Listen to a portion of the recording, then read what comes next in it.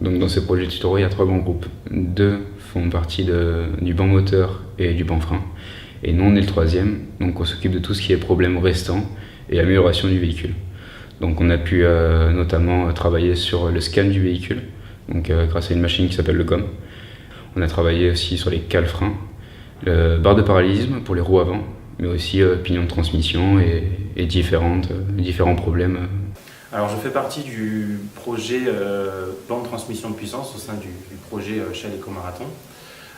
Notre mission à nous a été, grâce à l'aide du banc de transmission de puissance existant, de modifier ce banc de puissance pour pouvoir déterminer quel mode de transmission sera le meilleur pour le calisson. Mais dans un premier temps, nous avons dû choisir un moteur électrique pour pouvoir remplacer le moteur thermique, car il est pilotable plus facilement. Pour installer ce moteur électrique, nous avons utilisé le CATIA, donc la CAO du banc moteur des années précédentes, que les élèves avaient conçu auparavant.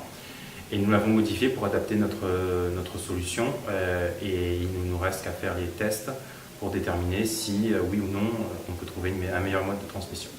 Donc je fais partie de l'équipe frein du projet Marathon Shell. Donc nous sommes 7 à travailler sur le système de freinage actuel de notre prototype, le calisson. Donc l'objectif de notre projet, c'est tout simplement d'améliorer les performances du système.